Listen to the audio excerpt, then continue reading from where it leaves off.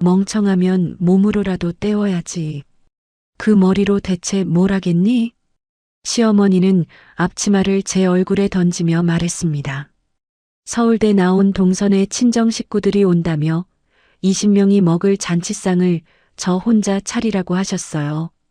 고졸이라는 이유 하나로 3년을 종처럼 부려지던 그날, 저는 이 결혼이 다 끝났다고 생각했습니다. 그런데 늘 고개만 숙이던 남편이 그날은 달랐어요. 아무 말 없이 저를 바라보던 남편이 3초쯤 지나서야 조용히 입을 열었습니다. 어머니, 이제 재수 씨랑 사세요.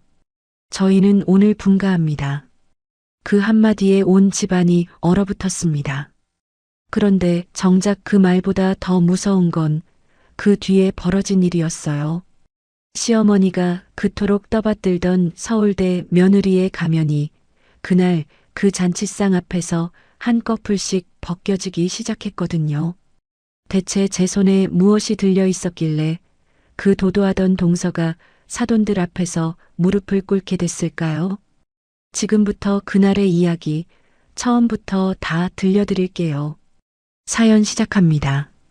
안녕하세요. 제 이름은 수아입니다. 올해 34살이고 고등학교만 나왔어요.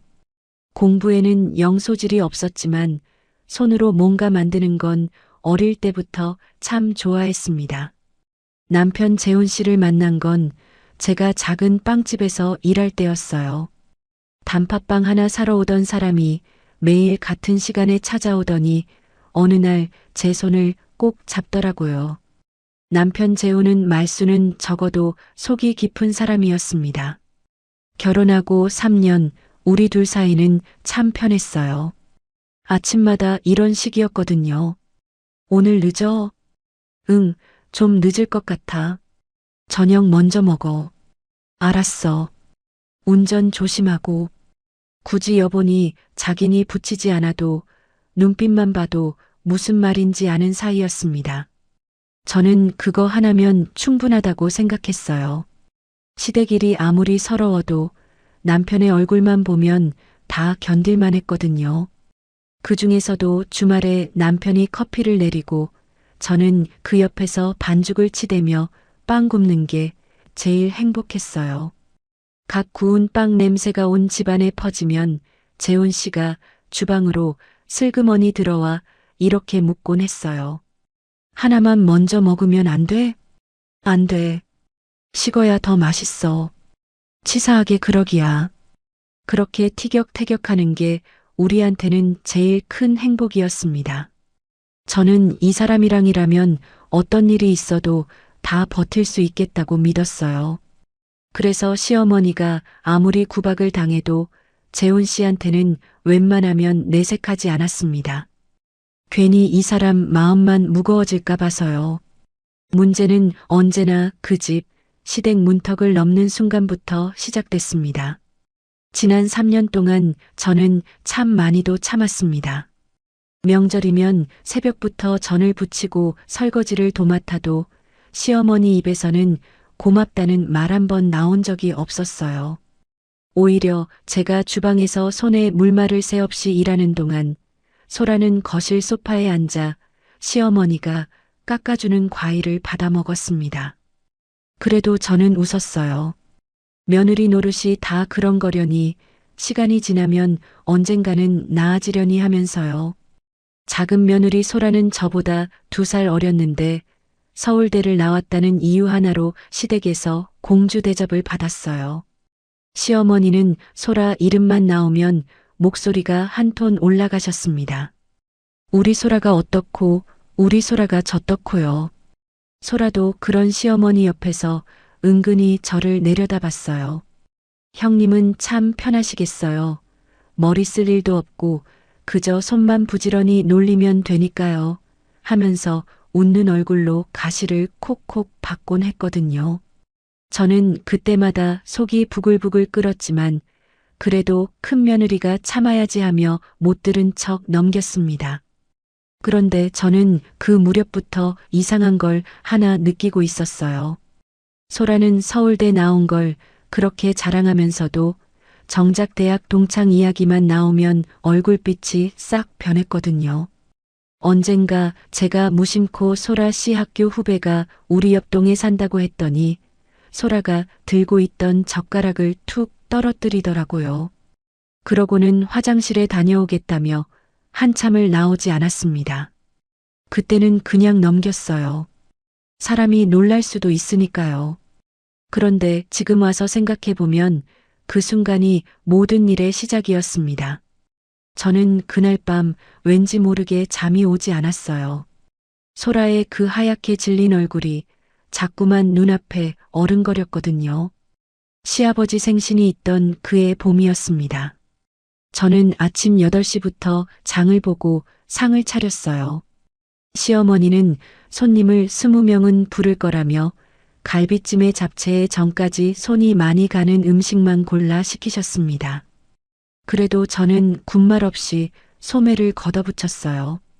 큰 며느리가 하는 게 당연하다고 그때는 그렇게 믿었으니까요. 제가 아침에 일어나 아침 인사를 했는데도 시어머니는 인사도 제대로 받지 않으셨어요. 그저 턱으로 주방을 가리키며 이렇게 말씀하셨습니다. 일어났으면 얼른 앞치마부터 둘러. 오늘 손님 많으니까 정신 바짝 차리고. 저는 가방을 내려놓기가 무섭게 주방으로 들어갔어요. 냉장고를 열어보니 재료만 잔뜩 사다 놓았을 뿐 다듬어 놓은 건 하나도 없었습니다. 파 한 뿌리, 마늘 한 쪽까지 전부 제 손을 거쳐야 했어요. 저는 도마 앞에 서서 속으로 한숨을 삼켰습니다. 그래도 시아버지 얼굴을 떠올리며 부지런히 손을 놀렸어요. 주방에서 혼자 2시간 넘게 씨름을 하고 있는데 시어머니는 방에서 손님 맞을 옷을 고르느라 코빼기도 비치지 않으셨어요. 저는 이마에 땀이 송골송골 맺힌 채로 전을 부치고 갈비를 안쳤습니다. 그래도 괜찮았어요. 재훈 씨가 아끼는 시아버지 생신이니까 제대로 차려드리고 싶은 마음이 컸거든요. 문이 열린 건 낮 12시가 다 되어서였습니다. 작은 며느리 소라가 들어왔어요. 백화점에서 사온 케이크 상자 하나를 달랑 들고서요. 저는 앞치마에 기름이 튄 채로 주방에 서 있었는데 시어머니는 그 소리를 듣자마자 버선발로 뛰어나가시더라고요. 아이고, 우리 소라 왔어. 뭐하러 이런 걸 다 사왔어. 몸만 오면 되는데. 같은 시각 새벽부터 주방에서 땀을 흘리던 저한테는 물 한 잔 건네는 사람이 없었습니다. 저는 그 광경을 보면서도 애써 못 본 척했어요. 이런 일이 하루 이틀도 아니었으니까요. 소라 뒤로 남편인 시동생 성진 씨도 어슬렁어슬렁 들어왔어요. 성진 씨는 주방 쪽은 쳐다보지도 않고 소파에 털썩 앉으며 대뜸 큰 소리부터 쳤습니다. 형수님, 오늘 상다리 좀 부러지게 차려주세요. 우리 소라 친정에서도 곧 한번 크게 대접해야 하니까 형수님이 미리 연습 좀 해두시고요. 농담이라고 던진 말이었지만 저는 그 말이 왜 그렇게 서늘하게 들렸는지 모르겠어요. 그때는 그냥 흘려들었지만 그 한마디가 몇 주 뒤 저한테 어떤 일로 돌아올지 그날에 저는 짐작조차 하지 못했습니다. 시어머니는 소라를 거실 상석에 앉히고 손수 사과를 깎아 접시에 담아 내미셨습니다. 그러고는 오신 손님들 앞에서 자랑을 늘어놓기 시작하셨어요. 우리 작은 며느리가 서울대를 나왔잖아요. 지금도 큰 회사 다니면서 얼마나 똑 부러지는지 몰라요. 사람이 배우고 안 배우고가 이렇게 다르다니까요. 손님들 사이에서 감탄하는 소리가 거실을 가득 채웠습니다. 저는 주방에서 그 말을 다 들으면서 묵묵히 갈비찜 국물만 뒤적였어요. 배우고 안 배우고가 다르다는 그 말이 꼭 저 들으라고 하는 소리 같아서 가슴 한구석이 쓰렸거든요. 사실 시어머니가 서울대라는 세 글자에 그렇게까지 매달리는 데는 이유가 있었어요. 시어머니는 젊은 시절 집안이 어려워 공부를 많이 못하신 게 평생의 한이라고 늘 말씀하셨거든요. 그래서 배운 사람만 보면 눈이 돌아가도록 좋아하셨고 못 배운 사람은 아예 사람 대접을 안 하셨습니다. 하필 큰 며느리인 제가 고등학교만 나왔으니 저는 시어머니 눈에 처음부터 함량 미달인 며느리였던 거예요. 그때 손님 한 분이 주방 쪽을 힐끔 보더니 시어머니한테 물으셨어요. 그럼 저 큰 며느리는 무슨 일해요? 시어머니 얼굴이 살짝 굳더니 손을 휘휘 저으며 이렇게 말씀하시더라고요. 아이고, 쟤는 뭐 고등학교밖에 안 나와서요. 그냥 집에서 살림이나 하는 거죠. 그래도 손재주 하나는 있어서 주방 일은 곧잘해요. 살림이나 한다는 그 말에 저는 들고 있던 국자를 잠깐 내려놓았습니다. 손이 미세하게 떨렸어요. 그래도 저는 아무 말도 하지 않았습니다. 명절도 생신도 이 집에서는 늘 이런 식이었으니까요. 조금 뒤 소라가 주방으로 들어왔어요. 저는 도와주려나 싶어 잠깐 반가웠습니다. 그런데 소라는 팔짱을 낀 채 저를 위아래로 훑어보더니 입꼬리를 슬쩍 올리며 이렇게 말했어요. 형님, 이 많은 걸 혼자 다 하시느라 고생이 많으세요. 저는 이런 거 하라고 하면 손도 서툴러서 아마 다 태워 먹었을 거예요.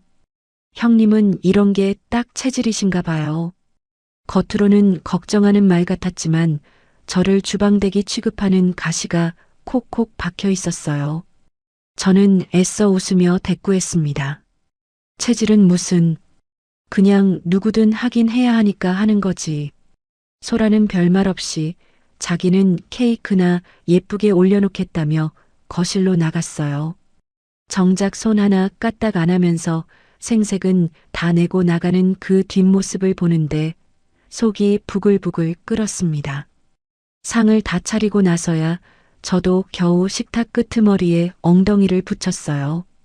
그런데 시어머니가 상을 쭉 둘러보시더니 대뜸 저를 나무라셨습니다.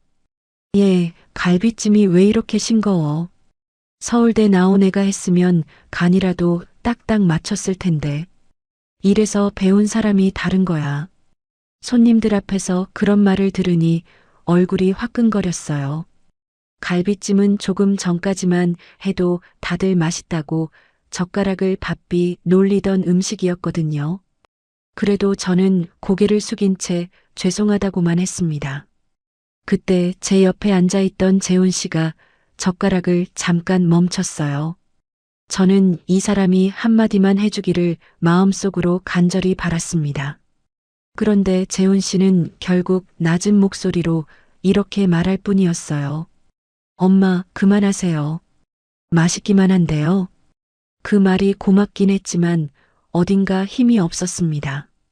시어머니는 그 말을 콧방귀로 넘기셨고 재훈 씨는 더 이상 아무 말도 하지 못했어요. 저는 그런 남편의 옆모습을 보면서 목구멍까지 차오르는 서운함을 애써 삼켰습니다. 밥을 먹는 내내 시어머니와 손님들의 화제는 온통 소라였어요. 소라가 다니는 회사가 얼마나 좋은지, 소라가 얼마나 야무진지 하는 이야기가 끝없이 이어졌습니다. 정작 그 상을 새벽부터 차린 사람이 누구인지는 아무도 궁금해하지 않았어요. 저는 물 한 모금 넘기면서 제가 이 집에서 사람이 아니라 그냥 일하는 손 하나에 지나지 않는다는 생각이 들었습니다. 설거지까지 산더미처럼 쌓인 걸 저 혼자 다 하고 나니 어느새 바깥이 어둑어둑해져 있었어요. 소라는 손끝에 물 한 방울 안 묻히고 시어머니와 나란히 앉아 과일을 먹으며 웃고 있었습니다. 저는 부어오른 손목을 주무르며 그 웃음소리를 등 뒤로 들었어요. 그래도 그날 딱 한 사람, 시아버지만은 주방으로 슬며시 들어와 제 등을 토닥여 주셨어요. 고생 많았다. 오늘 내 덕분에 상이 참 좋았어. 그 짧은 말 한마디에 저는 코끝이 찡했습니다. 이 집에서 저를 그래도 사람으로 봐주는 건 시아버지 한 분뿐인 것 같았거든요. 저는 애써 웃으며 괜찮다고 대답했지만 돌아서는 순간 눈가가 뜨거워졌어요.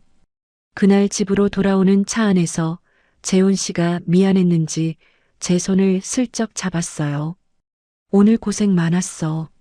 엄마가 좀 심하셨지. 저는 창밖을 보며 짧게 대답했습니다. 괜찮아. 늘 있는 일인데 뭐. 말은 그렇게 했지만 사실 하나도 괜찮지 않았어요. 저는 그날 밤 잠자리에 누워 천장을 한참 바라봤습니다. 그러다 문득 낮에 주방에서 스쳐 지나갔던 장면 하나가 다시 떠올랐어요. 손님들 앞에서 서울대 이야기가 한창 나올 때 소라의 표정이 아주 잠깐 굳었던 순간이었습니다. 다들 그 학벌을 칭찬하는데 정작 본인은 그 이야기가 나올 때마다 눈을 슬쩍 내리깔곤 했거든요. 그때는 그냥 겸손한가 보다 하고 넘겼는데 이상하게 그 얼굴이 자꾸 마음에 걸렸어요. 돌이켜보면 소라는 늘 그랬어요. 남들 앞에서는 서울대 나온 걸 은근히 앞세우면서도 막상 학교 이야기가 깊이 들어가려 하면 슬그머니 화제를 돌리곤 했거든요. 그날도 손님 한 분이 무슨 과를 나왔냐고 묻자 소라는 못 들은 척 케이크만 자르고 있었습니다. 그 모습이 그때는 그냥 스쳐 지나갔지만 나중에 생각하니 참 이상한 일이었어요. 저는 그날 마음속으로 아주 작은 다짐을 하나 했습니다. 언제까지 이렇게 참고만 살 수는 없다고요. 언젠가 이 집에서 배운 사람 못 배운 사람을 따지던 그 입들이 저를 다시 보게 될 날이 반드시 올 거라고요. 그리고 그 언젠가는 제가 생각한 것보다 훨씬 빨리 찾아오게 됩니다. 시아버지 생신이 지나고 나서 시어머니의 심부름은 아예 제 일상이 되어버렸습니다. 김장철도 아닌데 갑자기 김치를 담가야 한다며 일을 시키시거나 장롱 정리를 도와야 한다고 일더미를 던져주시곤 했어요. 저는 빵집 일도 해야 하고 집안일도 해야 했지만 시어머니 전화가 오면 하던 일을 다 접고 달려갔습니다. 큰 며느리가 안 가면 누가 가겠냐는 그 말이 무서웠거든요. 어머니로부터 전화가 올 때마다 제 심장은 철렁 내려앉았어요. 오늘은 또 무슨 일로 부르실까, 무슨 트집을 잡으실까 겁부터 났거든요. 그래도 처음에는 며느리로 인정받고 싶은 마음에 열심히 뛰어다녔습니다. 잘하면 언젠가는 시어머니도 마음을 열어주시지 않을까 하는 참 순진한 기대가 있었어요. 그런데 아무리 애를 써도 돌아오는 건 늘 비교와 구박뿐이었습니다. 그런데 작은 며느리 소라는 그런 부름에서 늘 열애였어요. 회사 일이 바쁘다는 한마디면 시어머니는 두말 없이 넘어가셨거든요. 오히려 우리 소라는 밖에서 큰일 하는 사람이니 이런 자잘한 건 시키면 안 된다고 저한테 더 다그치셨습니다. 저는 소라가 하는 큰일이 대체 뭔가 싶었지만 그 말을 입 밖으로 꺼내지는 못했어요. 한 번은 이런 일도 있었어요. 일하고 있는데 시어머니가 갑자기 전화를 하시더니 당장 병원에 데려다 달라고 하셨습니다. 저는 마침 빵집에 손님이 몰리는 시간이었지만 사장님께 사정을 말하고 부랴부랴 달려갔어요. 그런데 막상 가보니 병원은 무슨 병원, 시어머니는 멀쩡한 얼굴로 소라랑 백화점에 갈 거라며 저한테 운전만 시키셨습니다. 저는 그날 하루 일당을 고스란히 날리고 두 사람이 쇼핑하는 뒤를 짐꾼처럼 따라다녔어요. 소라는 시어머니가 사주는 비싼 가방을 받아들고 활짝 웃었지만 저한테는 수고했다는 말 한마디가 없었습니다. 어느 토요일이었어요. 시어머니가 봄맞이 대청소를 한다며 저를 아침 일찍 부르셨습니다. 커튼을 떼서 빨고 베란다 창문을 닫고 무거운 이불을 죄다 꺼내 터는 일까지 하루 종일 쉴 틈이 없었어요. 그날은 소라도 왔는데 손에 고무장갑 한 번 끼지 않았습니다. 소파에 앉아 휴대폰만 들여다보다가 가끔 저한테 이런 말이나 툭툭 던졌어요. 형님, 저기 구석에 먼지 아직 남았어요. 이왕 하는 거 꼼꼼하게 하셔야죠. 저는 걸레를 쥔 손에 나도 모르게 힘이 들어갔지만 네 알겠다고만 대답했습니다. 대꾸해봐야 좋을 게 하나도 없다는 걸 지난 3년이 저한테 가르쳐 줬으니까요. 점심때가 되자 시어머니는 소라만 데리고 나가 근처 맛집에서 밥을 사 먹이고 오셨어요. 저는 청소하던 손을 멈추고 혼자 남아 찬밥에 김치 한 조각으로 대충 끼니를 때웠습니다. 배부른 얼굴로 돌아온 소라는 이렇게 말하더라고요. 형님은 드셨어요. 저희끼리만 먹고 와서 어쩌나. 그래도 형님은 일하시느라 입맛도 없으실 것 같아서요. 저는 괜찮다고 웃어넘겼지만 속으로는 이 사람들이 저를 정말 식구로 여기기는 하는 걸까 싶었어요. 문제는 그날 오후에 터졌어요. 제가 잠깐 허리를 펴며 혼잣말로 팔이 좀 쑤신다고 중얼거렸는데 그걸 소라가 들은 거예요. 그런데 이 사람이 시어머니한테 가서 이렇게 옮겼습니다. 어머님, 형님이 아까 청소시켜서 힘들다고 어머님 흉을 보던데요. 저는 옆에서 듣기가 민망해서 혼났어요. 저는 그런 말을 한 적이 없었어요. 그냥 팔이 쑤신다고 했을 뿐이었거든요. 그런데 시어머니는 그 말을 곧이곧대로 믿고 저를 불러 세우셨습니다. 너나 없는 데서 내 흉 보고 다닌다며. 내가 그렇게 못할 짓을 시켰니? 사람이 배은 망덕도 유분수지. 저는 기가 막혀서 그런 말 한 적 없다고 했지만 시어머니는 아예 들으려고도 하지 않으셨어요. 소라는 제 뒤에서 입을 살짝 가리고 웃고 있었습니다. 저는 그제야 알았어요. 이 사람이 얼마나 교묘하게 저를 궁지로 몰아넣는지를요. 웃는 얼굴로 남의 말을 비틀어 옮기는 그 재주가 어떤 면에서는 시어머니보다 더 무섭게 느껴졌습니다. 그날 저녁 저는 재훈 씨한테 낮에 있었던 일을 털어놓았어요. 소라가 없는 말을 지어내서 어머님이 저를 오해하셨다고요. 그런데 재훈 씨는 한참을 듣더니 이렇게 말했습니다. 재수 씨가 설마 일부러 그랬겠어. 뭔가 오해가 있었겠지. 엄마도 금방 잊으실 거야. 저는 그 말에 서운함이 확 밀려왔어요. 자기는 왜 맨날 그 사람들 편만 들어. 내 말은 한 번을 안 믿어주고. 재훈 씨는 아무 말도 못하고 제 눈치만 봤습니다. 저는 더 말해봐야 소용없다는 걸 알고 그냥 입을 닫았어요. 이 사람이 나쁜 사람이 아니라는 건 알지만 결정적인 순간마다 스르르 물러서는 그 모습이 저를 더 외롭게 만들었거든요. 그날 밤 저는 남편 옆에 누워서도 참 멀리 떨어진 사람 옆에 누운 것처럼 마음이 허전했습니다. 그런 밤이면 저는 남몰래 작은 위안 하나를 떠올렸어요. 사실 저는 몇 달 전부터 아무한테도 말하지 않고 혼자 준비하는 게 하나 있었거든요. 낮에 빵집에서 어깨너머로 배운 제빵 기술을 제대로 된 자격증으로 만들어 보고 싶었던 거예요. 남편한테도 시댁 식구 누구한테도 말하지 않았습니다. 고졸이 무슨 자격증이냐고 비웃음이나 살까 봐서요. 저는 밤마다 조용히 책을 펴고 반죽배합을 외우고 오븐 온도를 익혔어요. 언젠가 제 이름을 건 작은 가게 하나 갖는 게 그 무렵 저를 버티게 해준 유일한 꿈이었습니다. 그렇게 며칠이 지났어요. 일이 있어서 집에 잠깐 들렀습니다. 그런데 안방 쪽에서 소라 목소리가 새어나오고 있었습니다. 평소에 그 여유롭던 목소리가 아니었어요. 잔뜩 낮추고 떨리는 다급한 목소리였습니다. 그러니까 그건 절대 아무한테도 말하면 안 된다니까요. 돈은 보내드릴 테니까 제발 조용히만 해주세요. 저는 저도 모르게 그 자리에 멈춰 섰습니다. 대체 무슨 이야기길래 저렇게 사정을 하나 싶었거든요.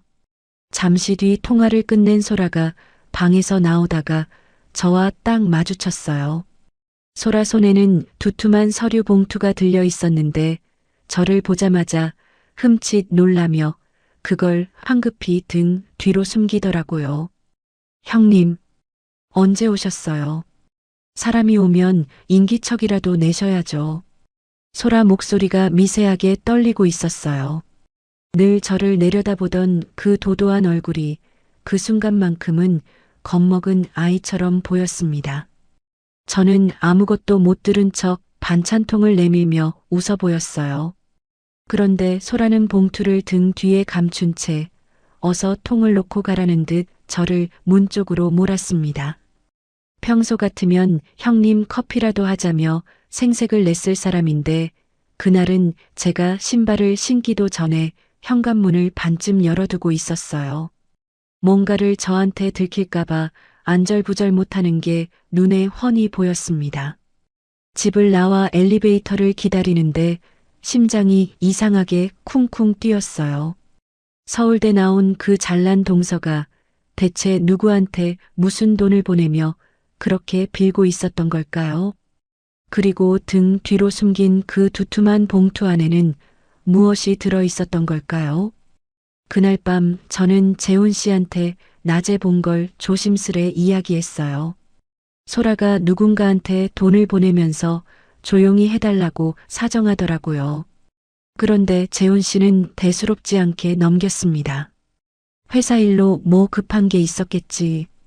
남의 통화를 그렇게까지 신경 쓰지 마. 저는 더 말하지 않았어요. 하지만 이번만큼은 그냥 넘길 수가 없었습니다. 소라가 등 뒤로 숨기던 그 봉투와 겁에 질린 그 얼굴이 자꾸만 눈앞에 떠올랐거든요. 그날부터 저는 소라라는 사람이 제가 알던 것과는 전혀 다른 얼굴을 감추고 있을지도 모른다는 생각이 들기 시작했습니다. 그러고 보니 이상한 게 한둘이 아니었어요. 소라는 다닌다는 그 큰 회사 이야기를 물어보면 늘 두루뭉술하게 넘겼고 명함 한 장 제대로 보여준 적이 없었거든요. 서울대 동문 모임에 다녀왔다는 이야기도 3년을 같이 지내는 동안 단 한 번도 들어본 적이 없었습니다. 저는 밤마다 그 봉투와 다급하던 통화를 곱씹으며 저 사람의 웃는 얼굴 뒤에 대체 무엇이 숨어 있는 걸까 생각했어요. 그리고 그 작은 의심 하나가 훗날 이 집안을 통째로 뒤집어 엎게 될 줄은 그때의 저는 정말 몰랐습니다. 그 무렵 시어머니가 새로운 일을 하나 벌이셨어요.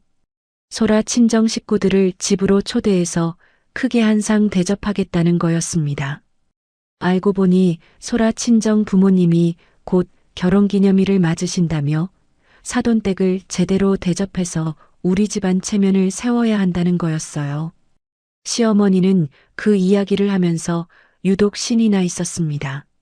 사돈댁이 얼마나 점잖은 집안인데 딸을 서울대까지 보낸 집이잖아. 우리도 격에 맞게 상을 딱 차려야 체면이 서지. 저는 그 말을 들으며 왠지 모르게 불안했어요. 이런 큰일에서 손발이 되어 뛰는 건 늘 저였으니까요. 아니나 다를까 시어머니는 저를 슬쩍 보시더니 이렇게 덧붙이셨습니다. 큰애기 너는 그날 아침 일찍 잔치 준비 단단히 해라. 손님이 사돈댁이니까 대충 하면 큰일 나.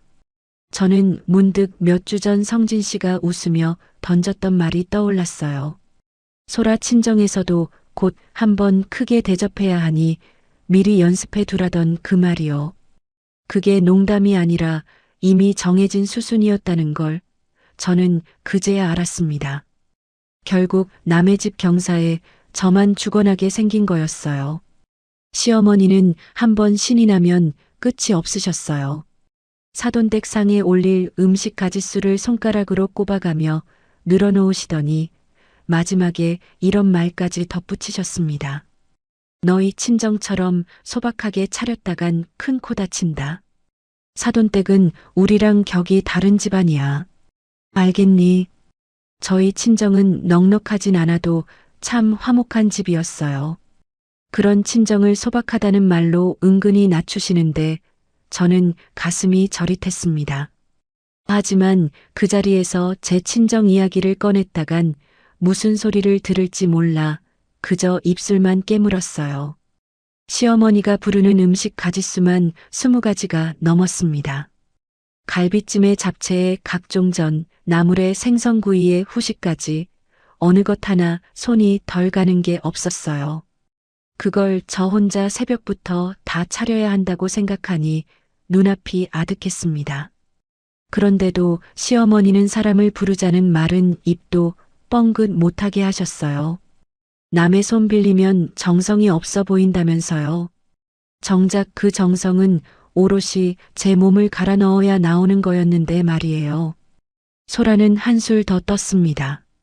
자기 친정 부모님이 입맛이 까다로우시다며 이런저런 값비싼 음식을 콕 집어 주문하더라고요. 형님, 저희 엄마가 잡채는 꼭 소고기 넣은 걸로 드셔야 해요. 그리고 저는 기름진 거 싫어하시니까 담백하게 부쳐주시고요. 형님 솜씨 좋으시니까 저는 믿고 맡길게요. 부탁이라기보다 지시에 가까웠습니다. 저는 속에서 열이 올라왔지만 알겠다고 대답할 수밖에 없었어요. 이 집에서 제 입에서 안 된다는 말이 나온 적은 지난 3년간 한 번도 없었으니까요. 소라는 그날따라 유난히 들떠 있었어요.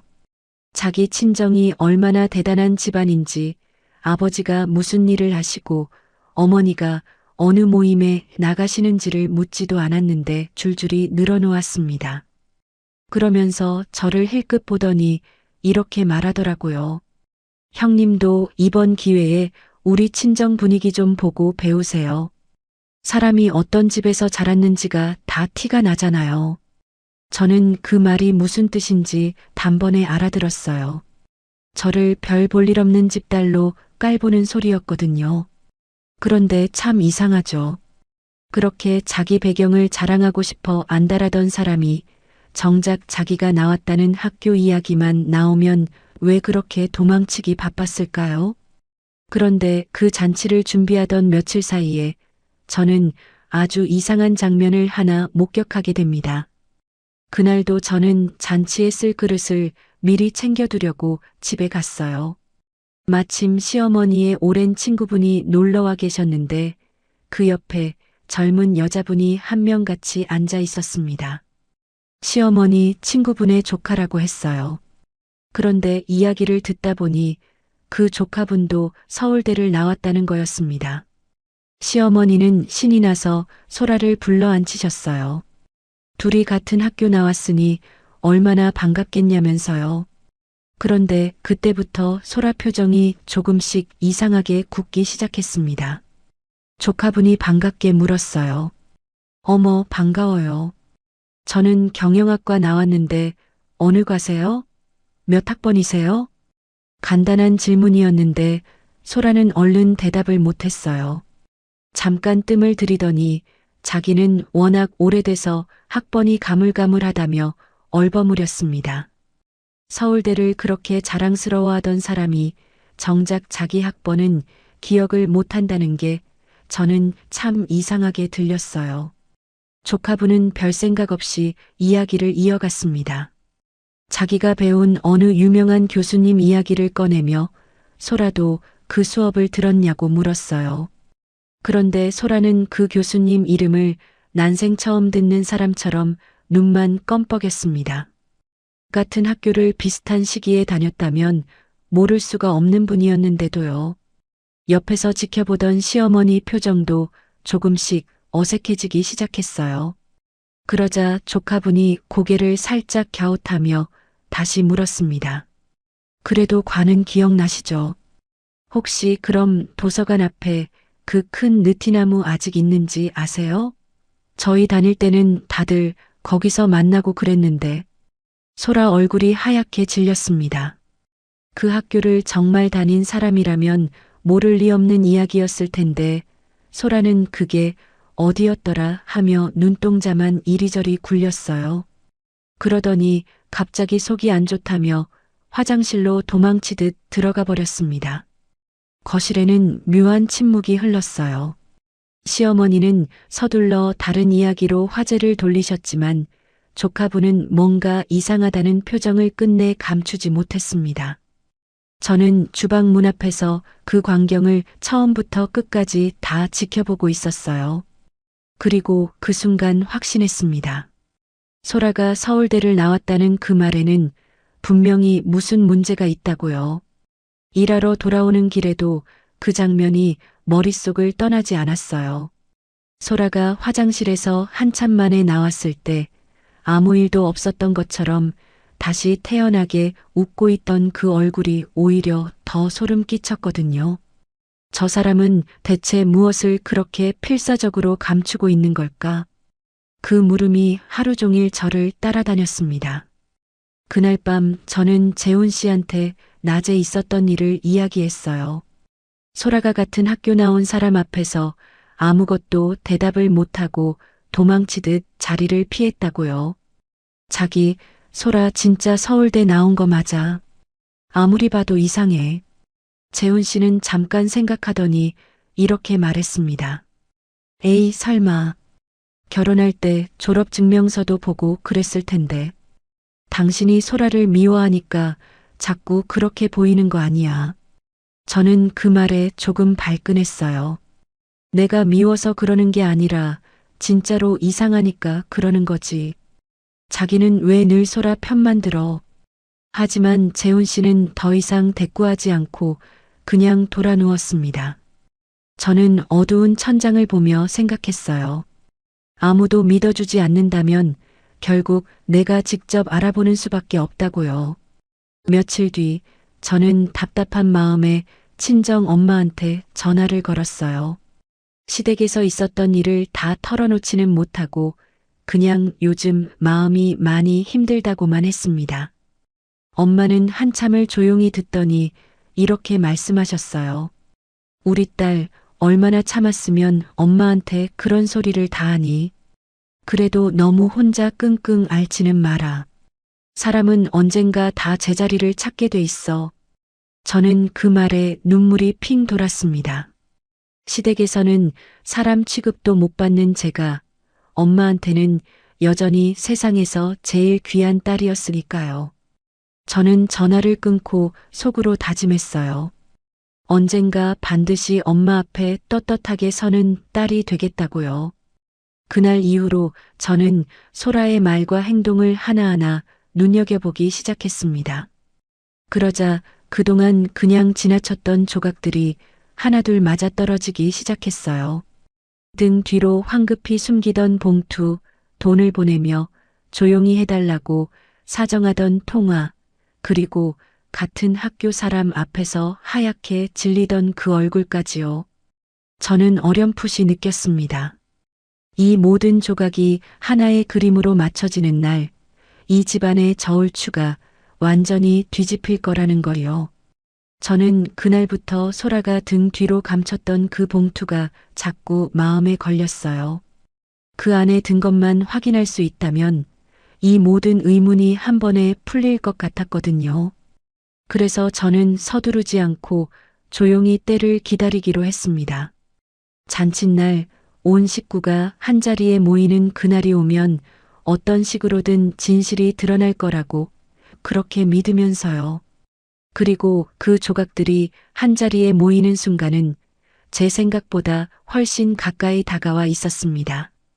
잔칫날이 열흘 앞으로 다가오면서 저는 거의 매일 음식 준비를 했어요.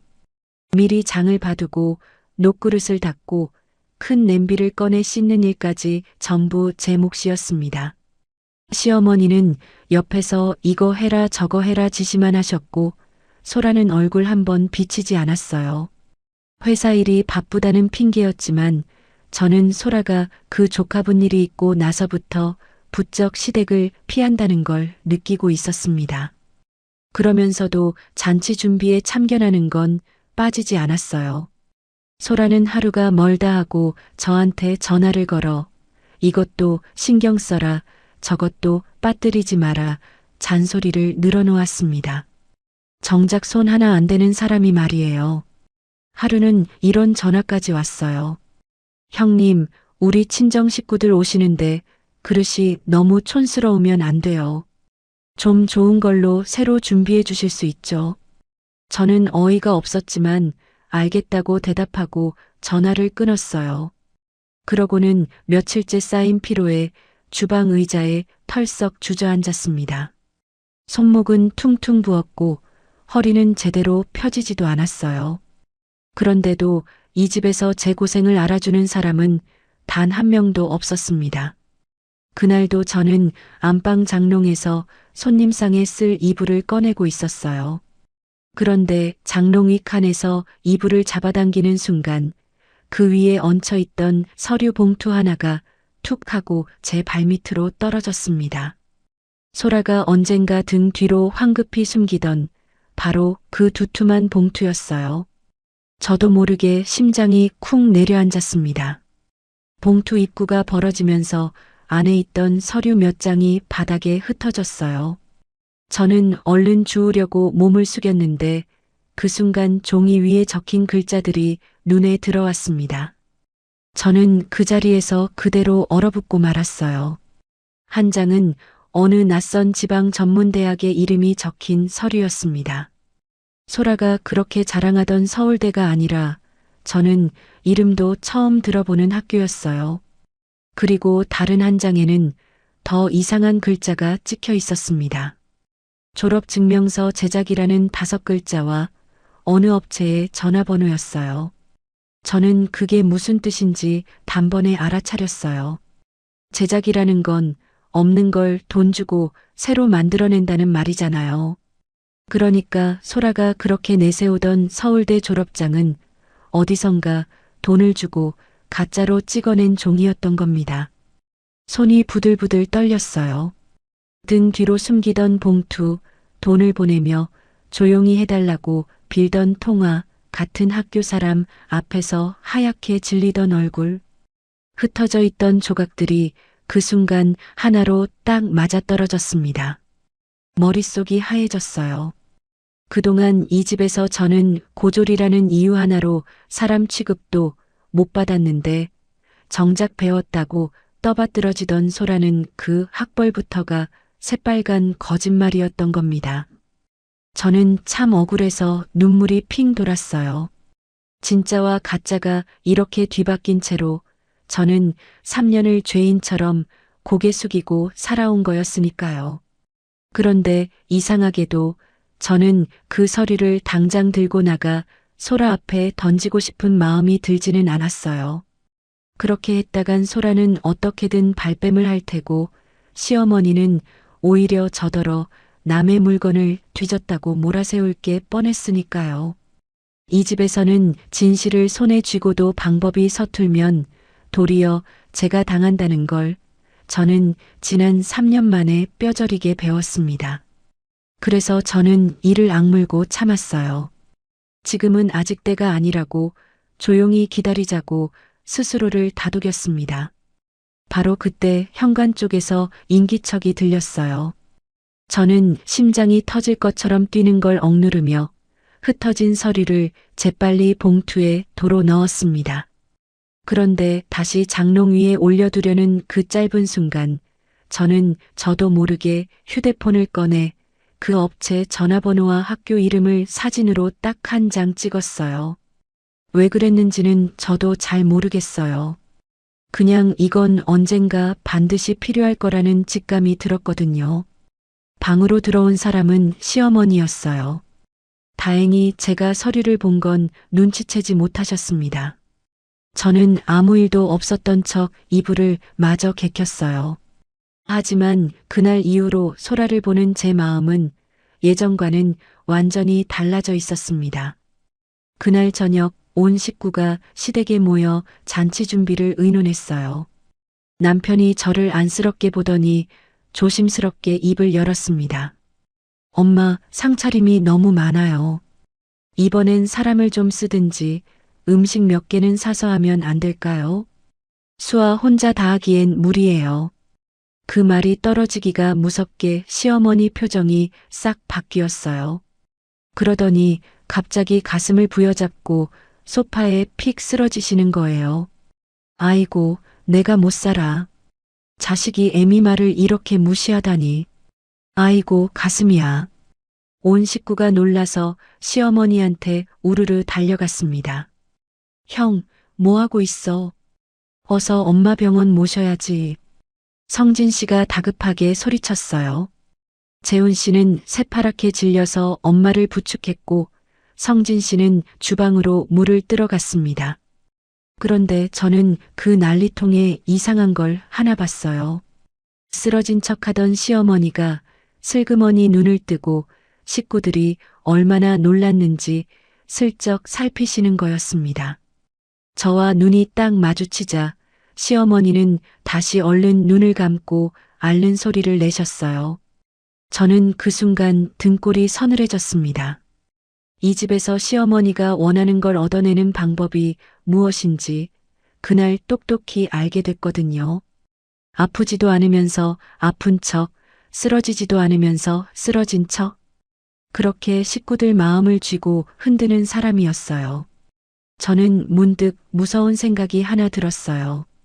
저렇게 아무렇지 않게 쓰러진 척을 하는 사람이라면 언젠가 자기 목적을 위해 저를 어떤 식으로 몰아세울지 모른다는 생각이요.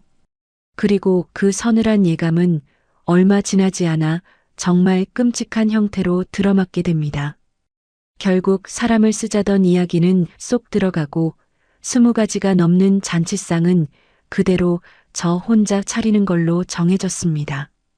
재훈 씨는 엄마가 쓰러지는 걸 보고 잔뜩 겁을 먹었는지 다시는 사람 쓰자는 말을 꺼내지 못했어요. 저는 그런 남편이 야속하면서도 한편으론 조금 이해가 갔습니다. 어려서부터 저렇게 쓰러지는 엄마를 보며 자랐으니 엄마의 그 한마디가 이 사람한테 얼마나 무서웠겠어요.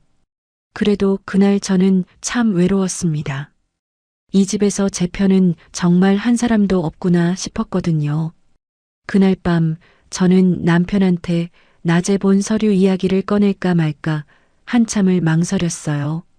어설프게 말했다간 또 제가 소라를 미워해서 그런다는 소리나 들을 게 뻔했거든요. 대신 저는 이렇게만 물었습니다. 자기, 만약에 동서가 서울대 나온 게 사실이 아니면 어떡할 거야? 재훈 씨는 피식 웃었어요. 또 그 얘기야. 설마 그럴 리가 있겠어. 자기도 참. 저는 더 말하지 않고 조용히 고개를 끄덕였어요. 하지만 속으로는 이미 마음을 굳혔습니다. 이 일은 어설픈 말로 떠들 게 아니라 누구도 부정할 수 없는 확실한 증거로 보여줘야 한다고요. 며칠 뒤 저는 큰맘 먹고 사진 속 그 번호로 전화를 걸어봤어요. 손님인 척 졸업증명서 하나 만들 수 있냐고 조심스레 물어봤습니다. 그랬더니 전화를 받은 사람이 아무렇지도 않게 이렇게 말하더라고요. 어느 학교로 해드릴까요?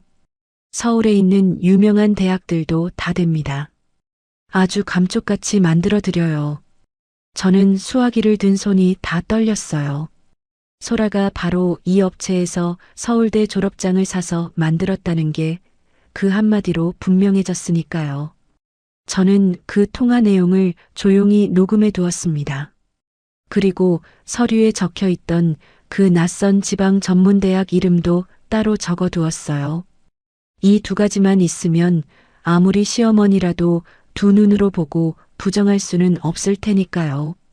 저는 그날 찍어둔 사진 속 전화번호를 오래도록 들여다봤어요.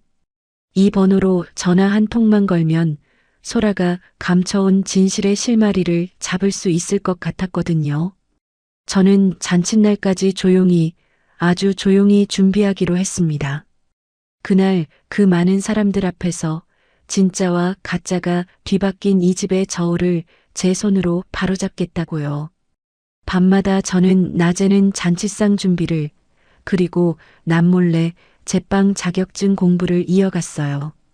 낮에 저는 이 집의 주방대기였지만 밤에 저는 조금씩 제 삶을 준비하는 사람이었습니다. 시어머니도 소라도 모르는 그 조용한 시간들이 저를 무너지지 않게 붙잡아줬어요. 이제 곧 다가올 그날, 저는 지금까지의 저와는 전혀 다른 사람이 되어 있을 거라고 다짐했습니다. 그리고 그 결심이 며칠 뒤 저를 상상도 못한 곳으로 데려가게 됩니다. 드디어 잔칫날 전날이 밝았어요. 저는 새벽 4시부터 미리 장봐 온 재료를 다듬기 시작했습니다. 갈비를 재우고 잡채 당면을 불리고 전 부칠 재료를 손질하는 데만도 반나절이 훌쩍 갔어요. 그런데 그 많은 일을 하는 사람은 여전히 저 하나뿐이었습니다. 소라는 코빼기도 안 비쳤고 시어머니는 소파에 앉아 텔레비전을 보며 이거 해라 저거 해라 지시만 하셨어요. 시어머니는 가끔 주방으로 건너와 제가 해놓은 걸 들여다보곤 트집을 잡으셨어요. 갈비색이 왜 이러냐, 전이 왜 이렇게 두껍냐 하면서요. 정작 본인은 파 한 뿌리 다듬지 않으면서 잔소리만은 끝이 없으셨습니다. 저는 대꾸 없이 그저 손을 놀렸어요.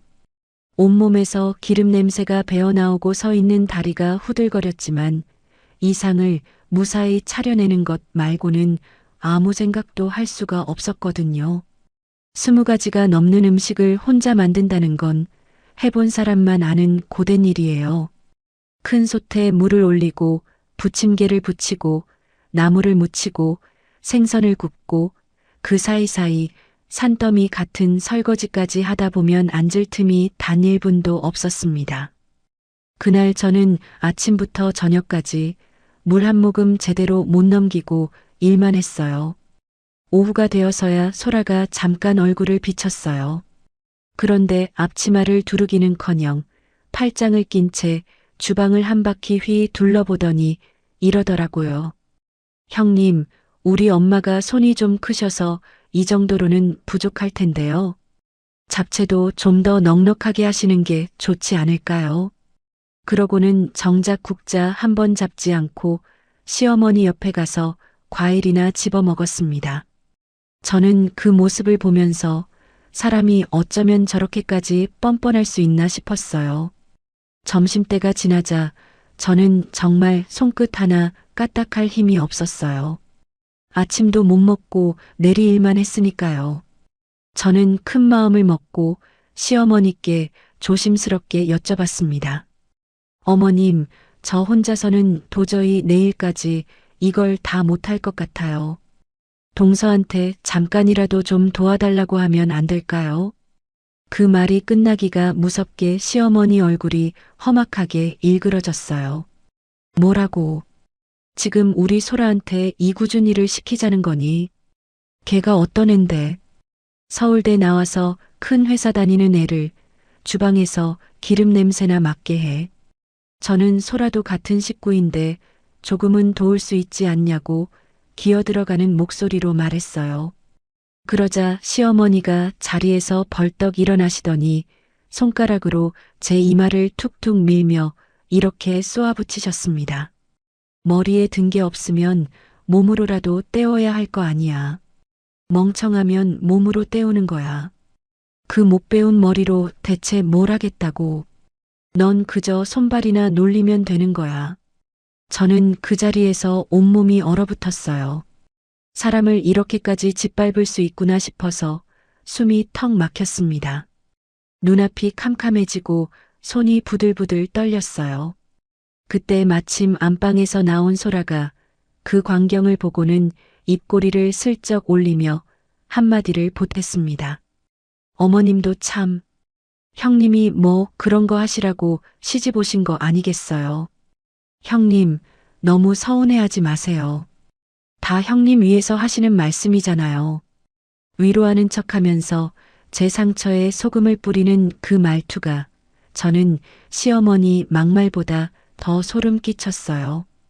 두 사람은 저를 사이에 두고 마치 짝이라도 한 것처럼 웃고 있었습니다. 저는 앞치마 자락을 꽉 움켜쥔 채 목구멍까지 끓어오르는 걸 겨우 눌러 참았어요. 돌이켜보면 지난 3년이 다 그랬어요. 저는 이 집에서 이름 대신 야의 큰애기로 불렸고 제 손으로 차린 밥상 앞에서 늘 맨 끝자리에 앉았습니다. 명절마다 제사마다 생신마다 저는 그저 부려먹기 좋은 일꾼일 뿐이었어요. 그런데도 저는 언젠가는 나아지겠지 하며 참고 또 참았습니다. 하지만 멍청하면 몸으로 때우라는 그 한마디를 듣는 순간 저는 알아버렸어요. 이 집에서 참는 걸로는 아무것도 달라지지 않는다는 걸요. 참으면 참을수록 저는 더 우습게 짓밟힐 뿐이라는 걸요. 그날 마침 잔치 준비를 도우러 일찍 오신 시어머니, 친척, 아주머니 몇 분이 그 광경을 다 보고 계셨어요. 다들 아무 말도 못하고 어색하게 시선을 피하셨지만 그중 한 분이 나중에 주방으로 조용히 오시더니 제 손을 꼭 잡아주셨습니다. 에구, 자네가 고생이 참 많네. 참느라 애쓴다. 그 따뜻한 말 한마디에 저는 하마터면 참았던 눈물이 왈칵 쏟아질 뻔했어요. 하지만 저는 이를 악물고 눈물을 삼켰습니다. 지금은 울 때가 아니라고, 이제 곧 다 끝난다고 스스로를 다잡았거든요. 그런데 참 이상하죠. 그렇게 짓밟히는 순간 저는 오히려 마음이 서늘하게 가라앉는 걸 느꼈어요. 예전 같았으면 화장실에 숨어 펑펑 울었을 텐데 그날은 눈물조차 나오지 않았습니다. 대신 제 머릿속에는 장롱 위에서 떨어졌던 그 봉투와 조용히 녹음해둔 그 통화가 또렷하게 떠올랐어요. 저는 속으로 조용히 되뇌었습니다. 어머님, 오늘 이 말 저 절대 안 잊을게요. 내일 이 잔치상 앞에서 진짜 멍청한 게 누구였는지 두 눈으로 똑똑히 보게 해드릴게요. 저는 잠깐 베란다로 나가 찬바람을 쐬었어요. 그리고 휴대폰을 열어 찍어둔 사진과 녹음 파일을 하나하나 다시 확인했습니다. 손은 떨렸지만 마음만은 얼음처럼 차가웠어요. 예전에 저였다면 감히 엄두도 못 냈을 일이지만 이제는 달랐습니다. 저는 더 이상 잃을 게 없는 사람이었으니까요. 저는 내일 이 증거들을 어떤 순서로 꺼낼지 머릿속으로 차근차근 그려봤어요. 급하게 한꺼번에 쏟아내면 안 된다고, 한 장씩 천천히 보여줘야 저들이 빠져나갈 구멍이 없다고 저는 저 자신에게 몇 번이나 다짐했습니다. 밤이 깊도록 저는 주방에 혼자 남은 음식을 마저 준비했어요. 시어머니와 소라는 진작에 방으로 들어가 쉬고 있었고 주방에는 저와 도마 소리뿐이었습니다.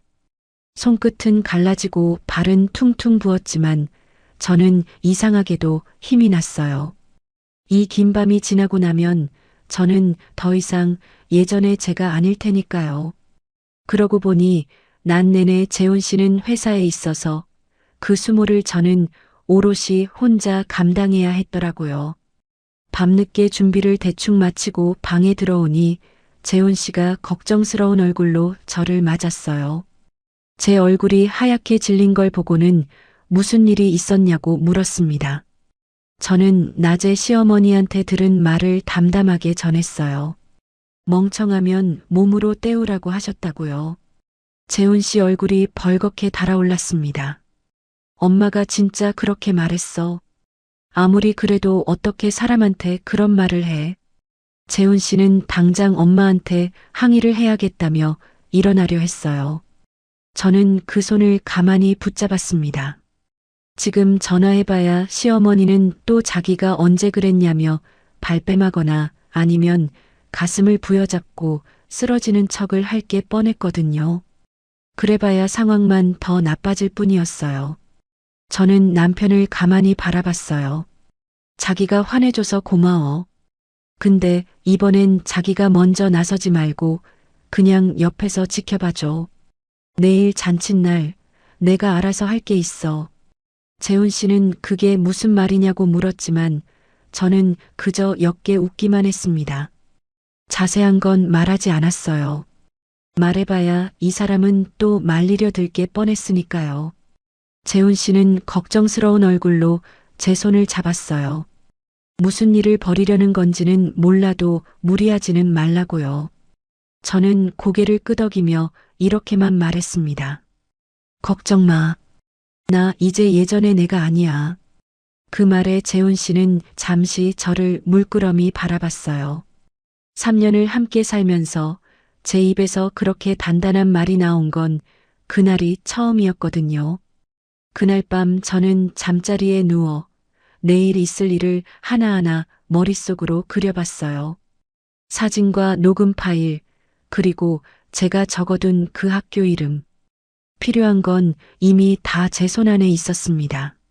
내일이면 소라 친정 식구들까지 다 모일 거였어요.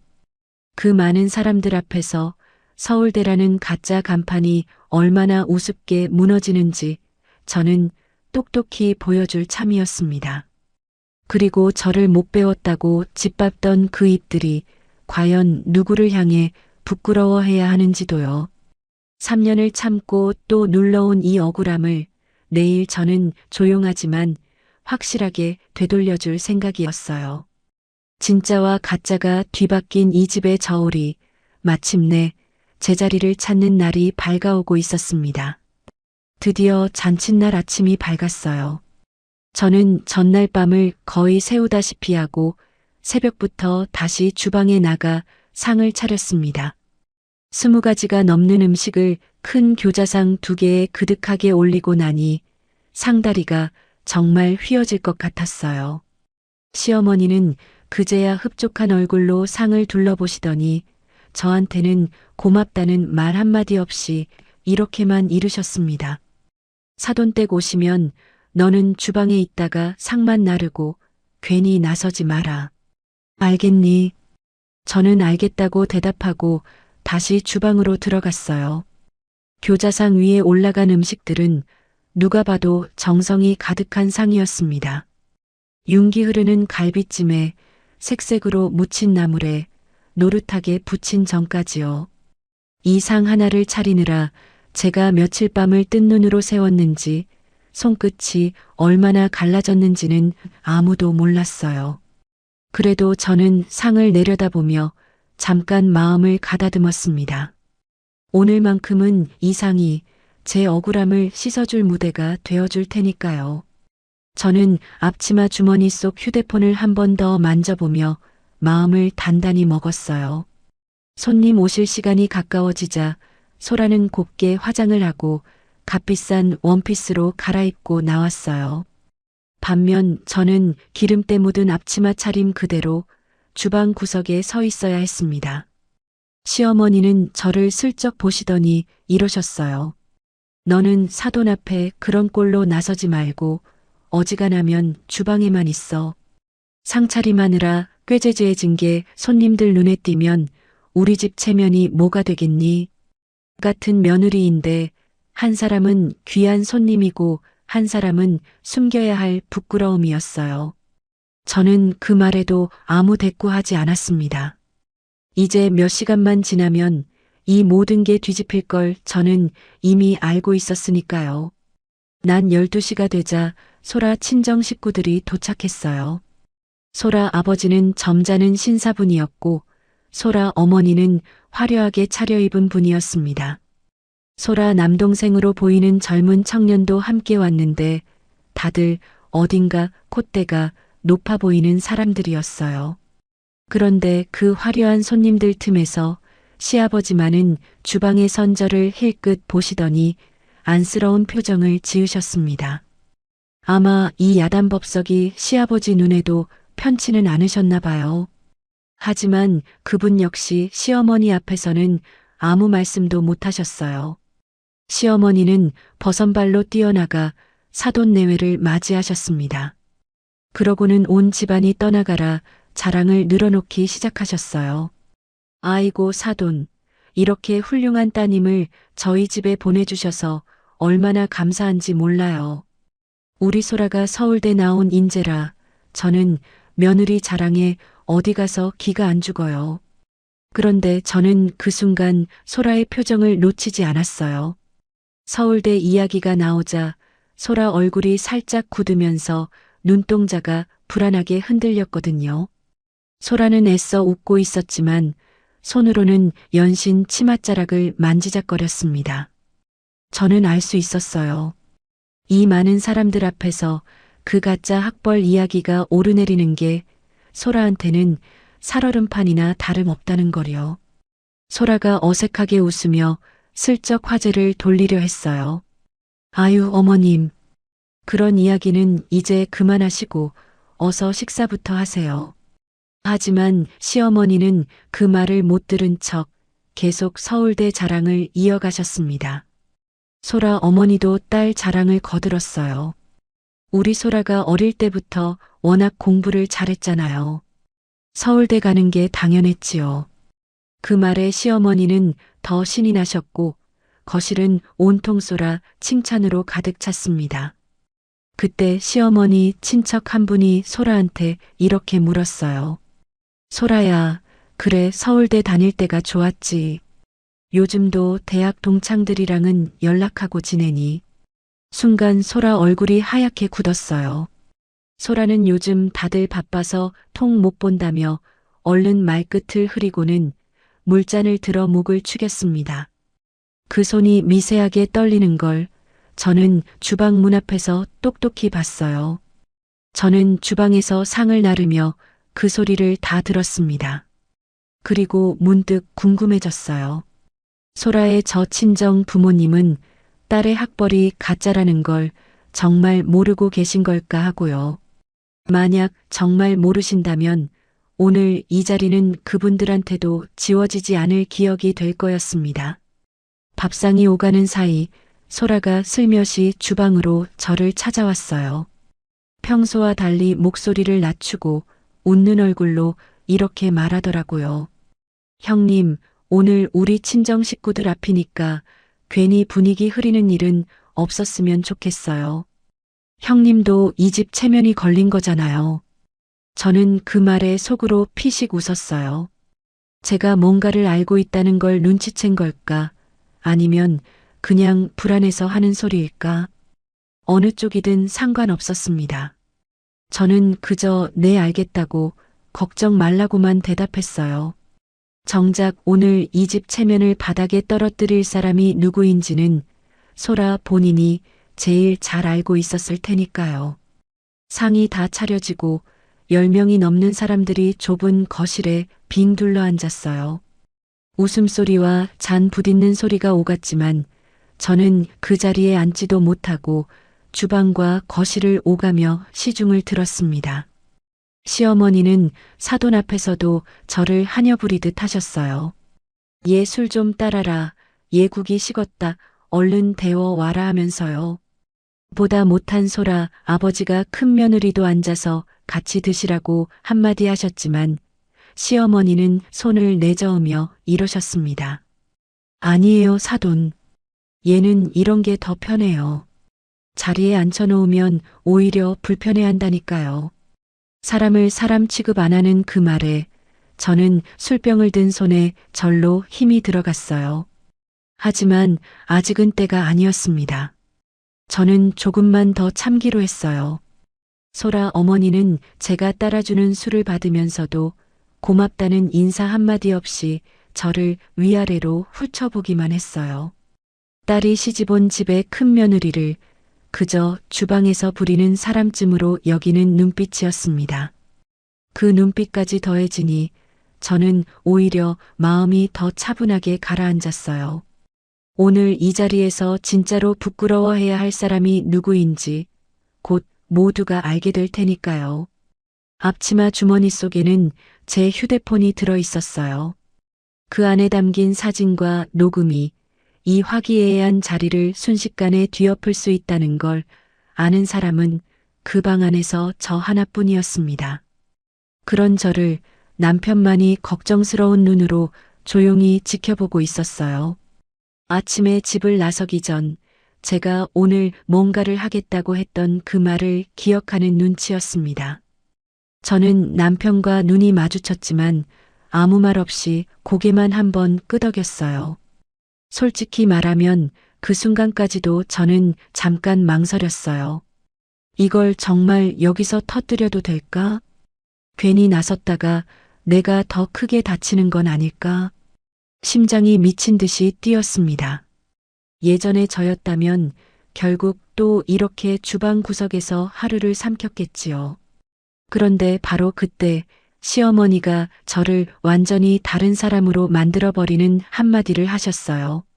그런데 시어머니가 기어이 저를 그 자리로 부르셨어요. 사돈 내외 앞에서 두 며느리를 다 소개하겠다면서요. 그런데 소라를 소개할 때와 저를 소개할 때가 하늘과 땅 차이였습니다. 이쪽이 우리 작은 며느리 소라. 서울대 나온 우리 집 자랑이고요. 그리고 저쪽은 큰 며느리인데 뭐 배운 건 없어도 손끝이 야물어서 이런 꾸준히 일 시키기는 딱 좋아요. 배운 건 없어도 일 시키기 딱 좋다는 그 말을 시어머니는 사돈 앞에서 웃으며 하셨어요. 소라 친정 식구들도 저를 아래 위로 슬쩍 훑어보며 어색하게 웃었습니다. 소라는 그 틈에 입꼬리를 슬며시 올렸고요. 저는 손에 들고 있던 접시를 조용히 내려놓았어요. 그 순간 3년간 눌러왔던 뭔가가 제 안에서 툭 하고 끊어지는 소리가 들렸습니다. 문득 어젯밤 제 이마를 밀며 멍청하면 몸으로 때우라던 시어머니의 목소리와 사람은 언젠가 제자리를 찾는다던 친정엄마의 말과 밤마다 홀로 책을 펴던 제 모습이 눈앞을 스쳐 지나갔어요. 이제 더는 물러설 곳이 없었습니다. 거실에 흐르던 웃음소리가 제 귀에는 더 이상 들리지 않았어요. 저는 앞치마를 천천히 벗었습니다. 그리고 주머니에서 휴대폰을 꺼내 손에 꼭 쥐었어요. 손끝이 차갑게 식어 있었지만 이상하게 떨리지는 않았습니다. 시어머니가 이상한 낌새를 채고 너 지금 뭐 하는 거냐고 물으셨지만 저는 대답하지 않았어요. 대신 저는 사람들이 둘러앉은 거실 한가운데로 천천히 걸어 들어갔습니다. 웃고 떠들던 열 몇 개의 얼굴이 일제히 저를 향해 돌아섰어요.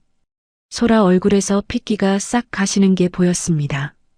재훈 씨는 영문을 몰라 자리에서 반쯤 몸을 일으켰고요. 거실 한가운데 선 저를 향해 열 몇 개의 얼굴이 일제히 돌아섰어요. 웃음소리가 뚝 끊기고 잔 부딪는 소리도 멎었습니다. 시어머니가 눈살을 찌푸리며 저를 나무라셨어요. 너 지금 뭐 하는 거니? 어른들 계신데 어딜 그렇게 나서. 저는 대답하지 않았어요. 대신 손에 쥔 휴대폰을 천천히 들어 올렸습니다. 손끝은 차가웠지만 이상하게 마음은 얼음장처럼 가라앉아 있었어요. 저는 조용한 목소리로 입을 열었습니다. 어머님, 저 오늘 이 자리에서 꼭 여쭤보고 싶은 게 하나 있어서요. 배운 사람하고 못 배운 사람이 그렇게 다르다면 그 배웠다는 게 진짜인지부터 확인해 봐야 하지 않겠어요. 거실이 찬물을 끼얹은 듯 조용해졌어요. 동서 얼굴에서 핏기가 싹 가시는 게 보였습니다. 동서가 떨리는 목소리로 얼른 끼어들었어요. 형님, 갑자기 무슨 말씀이세요? 손님들 계신데 그러지 마세요. 저는 동서를 똑바로 바라봤어요. 그리고 휴대폰 화면을 손님들 쪽으로 돌려 보여줬습니다. 첫 번째로 띄운 건 얼마 전 동서가 누군가한테 보낸 문자였어요. 저는 그날 시댁에서 동서가 잠깐 자리를 비운 사이 거실 탁자에 올려둔 동서 휴대폰 화면에 그 문자가 그대로 떠 있는 걸 보고 사진으로 찍어뒀거든요. 화면에는 이렇게 적혀 있었습니다. 이번 달까지 꼭 보내드릴게요. 그 서류건은 제발 아무한테도 말하지 말아주세요. 동서 친정 어머니가 눈을 가늘게 뜨며 화면을 들여다봤어요. 동서는 얼른 그게 회사 일이라며 손을 내저었습니다. 그거 회사 거래처랑 주고받은 거예요. 형님이 오해하시는 거라니까요.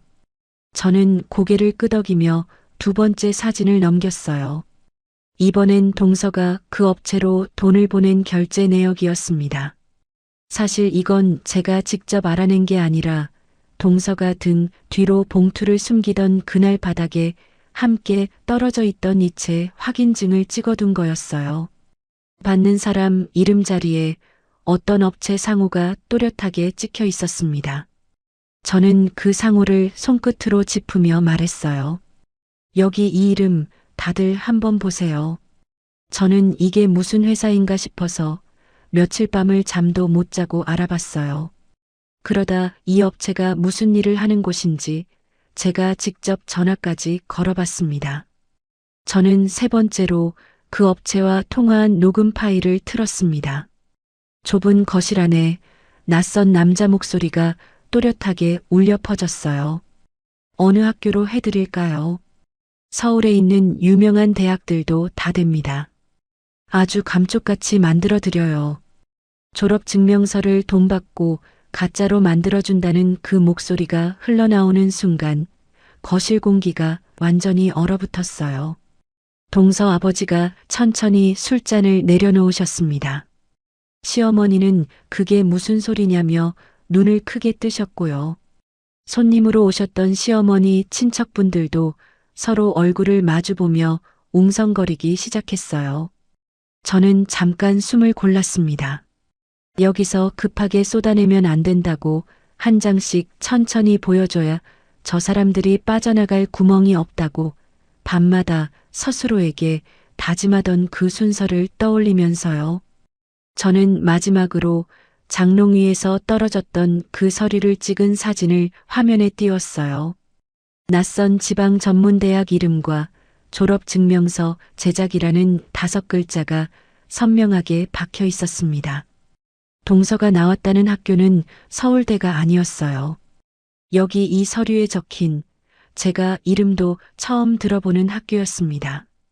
서울대 졸업장은 저 업체에서 돈 주고 만든 가짜였고요. 거실 안이 벌집을 쑤신 것처럼 술렁였어요. 동서 어머니가 벌떡 일어나며 딸을 돌아봤습니다. 소라야, 이게 다 무슨 소리니? 너 서울대 나온 거 맞지? 어서 아니라고 말해. 그런데 동서는 아무 말도 못했어요. 새하얗게 질린 얼굴로 입술만 달싹거릴 뿐이었습니다.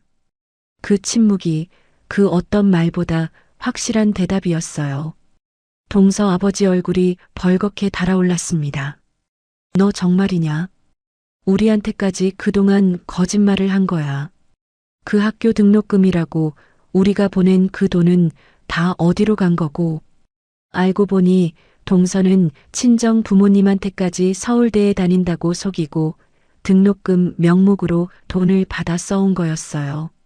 그 사실이 그 자리에서 한꺼번에 드러난 겁니다. 동서 어머니가 그 자리에 털썩 주저앉았어요. 동서는 그제야 무릎을 꿇으며 울먹였습니다. 엄마, 아빠, 죄송해요. 처음엔 그냥 작은 거짓말이었는데 되돌릴 수가 없었어요. 한번 서울대라고 말한 게 자꾸 커지면서 나중엔 도저히 진실을 말할 수가 없었다고 했어요. 시어머니가 서울대라는 말에 그렇게 좋아하시니 동서는 그 거짓말 위에 또 거짓말을 쌓아 올렸던 거였습니다. 다니는 회사도 하는 일도 전부 부풀린 이야기였다는 게 그날 다 드러났어요.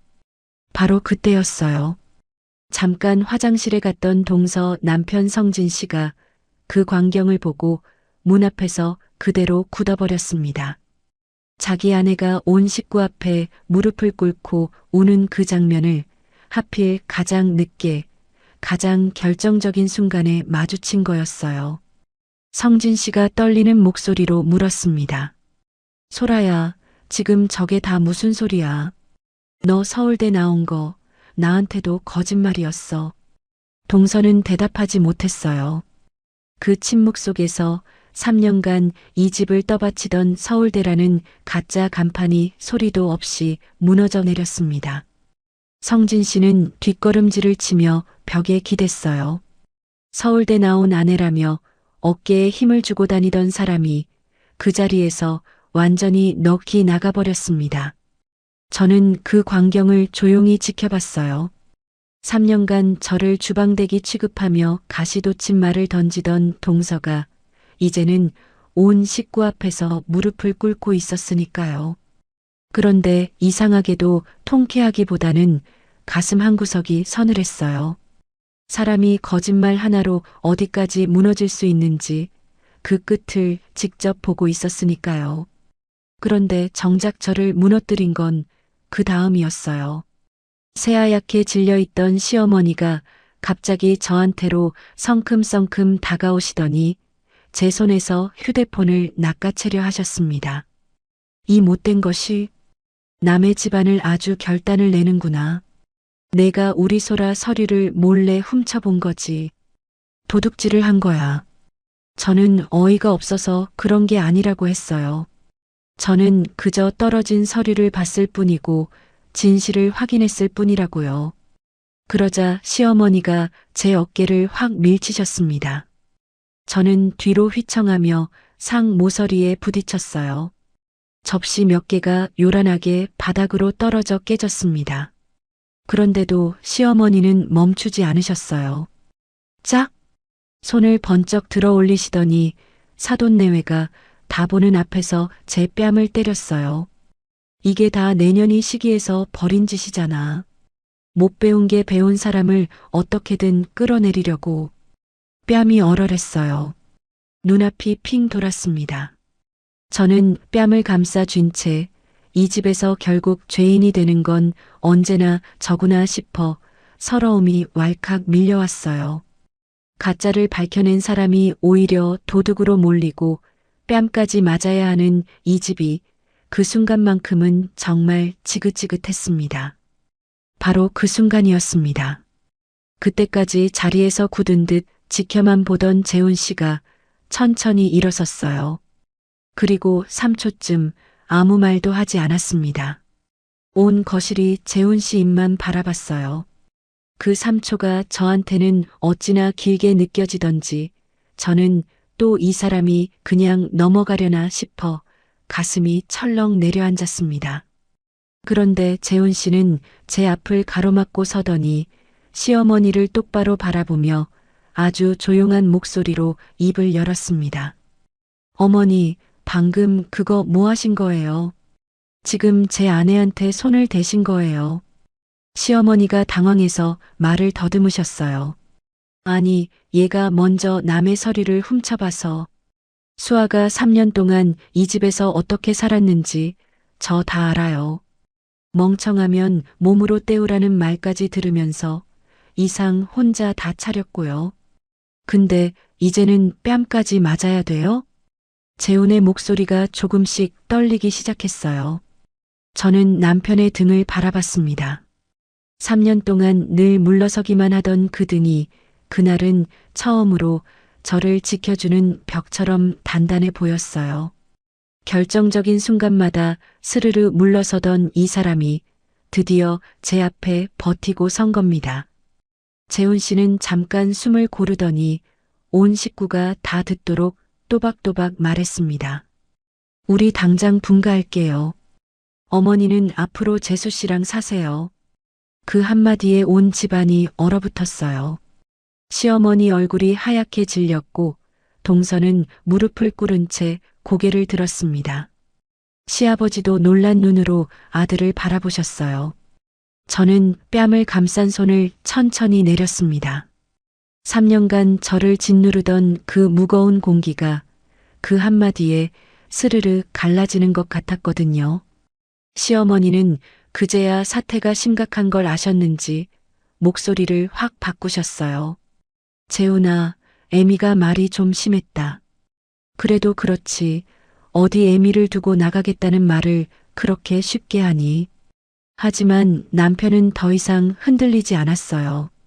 저는 그날 처음으로 이 사람 등 뒤에 숨어 마음 놓고 숨을 쉬어봤습니다.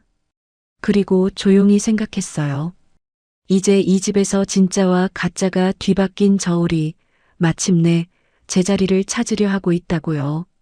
하지만 그날 그 자리에서 드러날 진실이 아직 하나 더 남아 있었습니다. 재훈 씨의 그 한마디에 거실은 한동안 아무도 입을 열지 못했어요.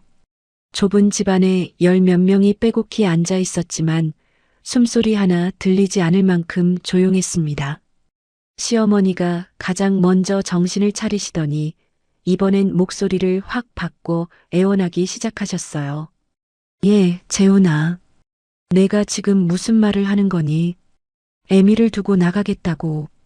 그동안 이 집 살림을 누가 다 챙겼는데 내가 이러면 애미는 어떻게 살라고. 방금 전까지 제 뺨을 올리시던 그 손으로 이번엔 아들 소매를 붙잡고 매달리셨습니다. 저는 그 모습을 보면서 이제야말로 3년간 삼켜온 진실을 다 털어놓을 때가 왔다는 걸 알았어요. 저는 뺨을 감싸 쥐었던 손을 천천히 내리고 시어머니를 향해 조용히 입을 열었습니다. 어머님, 그 집 살림 말인데요. 그거 그동안 누가 떠받쳐 왔는지 정말 모르세요. 시어머니가 무슨 소리냐는 듯 저를 쳐다보셨어요. 저는 서두르지 않고 담담하게 말을 이었습니다. 시어머니가 다달이 쓰시던 생활비도 몇 달 전 무릎 수술하실 때 든 병원비도 그리고 동서한테 사주시던 그 비싼 가방가까지도 전부 재훈 씨 통장에서 나가고 있었다는 거요. 어머님, 지난 3년 동안 다달이 어머님 통장으로 들어가던 돈, 그거 아버님 연금이라고 생각하셨죠? 아니에요. 그거 재훈 씨가 매달 붙인 거예요. 어머님 무릎 수술비도 소라한테 사주신 그 가방들도 다 저희 부부 돈에서 나갔고요. 시어머니는 그 돈이 어디서 나오는지 한 번도 궁금해하지 않으셨어요. 그저 큰아들이니 당연한 거라 여기셨거든요. 오히려 그 돈으로 동서 비위를 맞추고 저한테는 물 한 잔 아끼면서 부려먹기만 하셨습니다. 저는 그 사실을 알면서도 3년간 입 밖으로 꺼내지 않았어요. 돈 이야기를 꺼내는 순간 이 집에서 제가 더 초라해질까 봐서요. 그리고 어머님, 저 고등학교밖에 안 나왔다고, 못 배웠다고 3년 내내 사람들 앞에서 무시하셨잖아요. 멍청하면 몸으로 때우라고까지 하셨고요. 그런데 어머님, 저 그동안 가만히 있지만은 않았어요. 거실이 다시 술렁였어요. 저는 미리 챙겨온 가방에서 서류 봉투 하나를 꺼냈습니다. 손끝이 조금 떨렸지만 마음만은 어느 때보다 단단했어요. 봉투 안에는 지난 2년간 제가 밤마다 조용히 쌓아 올린 것들이 들어 있었거든요.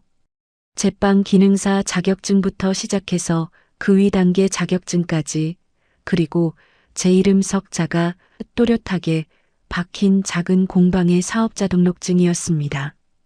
이거 보이세요? 제빵 자격증이에요. 낮에는 이 집 주방대기로 불리면서 밤마다 시어머니도 동서도 모르게 하나씩 딴 거예요. 그리고 이건 제 공방 사업자 등록증이고요. 시어머니가 그 서류를 멍하니 내려다보셨어요. 저는 말을 이었습니다. 이 공방 작년부터 자리가 잡혀서 지금은 직원도 셋이나 둬요. 어머님이 못 배웠다고 손가락질 하시던 이 손으로요. 어머님이 저한테 20명분 잔치상을 혼자 차리라고 하시던 그 손으로 저는 제 이름을 건 가게를 하나 키웠어요. 시어머니 얼굴이 하얗게 질렸어요. 배운 사람만 사람 대접하시던 그분 앞에서 정작 배웠다던 며느리는 가짜였고 못 배웠다던 며느리는 제 힘으로 당당히 일어선 사람이었으니까요. 진짜와 가짜가 그 자리에서 완전히 뒤바뀐 겁니다. 손님으로 오셨던 시어머니 친척분들도 저를 다시 보기 시작하셨어요. 조금 전까지 저를 아래 위로 훑어보던 그 눈빛들이 이제는 놀라움과 부끄러움으로 바뀌어 있었습니다. 그때 그 조카분, 예전에 동서한테 학교 이야기를 물어 얼굴을 하얗게 질리게 만들었던 그분이 조용히 한마디를 보태셨어요. 어쩐지 그때 소라 씨가 학교 이야기에 하나도 대답을 못하길래 저도 이상하다 싶었어요. 그런데 이 집에서 진짜 야무진 분은 따로 계셨네요. 그 말에 거실 분위기가 완전히 저한테로 돌아섰어요. 3년간 이 집에서 맨 끝자리에 앉던 제가 그날 처음으로 사람들의 눈길을 정면으로 받고 서 있었습니다. 시어머니는 그제야 다급해지셨어요. 재훈 씨 팔을 붙잡고 있던 손을 이번엔 동서 부부 쪽으로 돌리셨습니다. 그래, 성진아. 이제 네가 나 좀 모셔야겠다. 소라도 그렇고 앞으로 이 애미 잘 챙겨야지. 형이 나가겠다니 이제 작은 아들 내가 있어야지 않겠니? 그런데 성진 씨는 냉랭한 얼굴로 고개를 획 돌렸어요. 조금 전 아내의 가짜 학벌이 온 식구 앞에서 드러난 충격에서 아직 헤어나지 못한 얼굴이었습니다. 성진 씨가 낮은 목소리로 내뱉었어요. 어머니, 저 지금 제 코가 석자예요. 저 사람이 나한테까지 3년을 거짓말한 거 이제 어떻게 수습해야 할지도 모르겠는데 어머니를 어떻게 모셔요. 동서는 아예 자리에서 일어나 주섬주섬 짐을 챙기기 시작했습니다. 조금 전까지 무릎 꿇고 울던 사람이 이제는 이 집에서 벗어날 궁리부터 하고 있었어요. 동서가 차갑게 내뱉었습니다. 어머님, 저 이제 이 집이랑 아무 상관없어요. 저 학벌 가짜인 거 이제 다들 아셨잖아요. 그러니 저한테 뭘 바라지 마세요. 저도 지금 정신 없으니까요. 늘 시어머니 옆에 딱 붙어 아양을 떨던 동서가 자기 미천이 드러나자마자 그렇게 등을 돌렸어요. 서울대 며느리라며 그토록 떠받들어지던 사람이 정작 어려운 순간이 되니 시어머니를 가장 먼저 버린 겁니다. 저는 그 모습을 보면서 시어머니가 그토록 아끼던 아픈 손가락이 어떤 사람이었는지 이제야 다 드러났구나 싶었습니다. 그렇게 애지중지하던 작은 며느리한테 제일 먼저 버림받는 시어머니 얼굴을 보는데 통쾌하다기보다 어쩐지 씁쓸하기까지 했어요. 성진 씨는 화가 머리끝까지 났다며 혼자 휙 나가버렸어요. 서울대 사위라며 성진 씨네가 처가에서 받던 대접도 그날로 다 끝이 났고요. 가짜 학벌 하나로 쌓아 올린 동서의 세상이 종이장처럼 힘없이 무너져 내리는 순간이었습니다. 넓은 거실에 시어머니 혼자 덩그러니 남으셨어요. 방금 전까지 그렇게 북적이던 집이 순식간에 텅 비어버린 겁니다. 시어머니가 그제야 재훈 씨 팔을 다시 붙잡으셨어요. 이번엔 아까와는 목소리가 달랐습니다. 큰 소리도 명령도 사라지고 그저 늙은 어머니의 떨리는 목소리만 남아 있었어요. 재훈아, 애미가 잘못했다. 애미가 눈이 삐었었나 보다. 사람을 잘못 봐도 한참 잘못 봤어. 제발, 제발 나가지만 말아다오. 재훈 씨는 한참을 말없이 어머니를 바라봤어요. 저는 그 옆에서 남편의 옆모습을 지켜봤습니다. 이 사람도 마음이 편치만은 않겠구나 싶었어요. 아무리 그래도 낳아주고 길러준 어머니니까요. 재훈 씨는 잠시 눈을 감았다 뜨더니 조용하지만 단단한 목소리로 말했습니다. 엄마, 저희 나가는 건 변하지 않아요. 대신 제가 아들 노릇을 아주 안 하겠다는 건 아니에요. 편찮으실 때나 병원 다니실 일 있으면 연락 주세요. 그건 제가 챙길게요. 하지만 수아한테 하셨던 것처럼 다시는 사람을 함부로 대하지 마세요. 그거 하나만은 약속해 주셔야 해요. 시어머니는 아무 대꾸도 못하고 고개를 떨구셨어요. 3년간 이 집에서 왕처럼 군림하시던 분이 그날 처음으로 며느리 앞에서 고개를 숙이신 겁니다. 그때 여태 뒷짐만 지고 계시던 시아버지가 무겁게 입을 여셨어요. 3년간 이 모든 광경을 그저 방관만 하시던 그분이 처음으로 아내를 향해 한마디를 하셨습니다.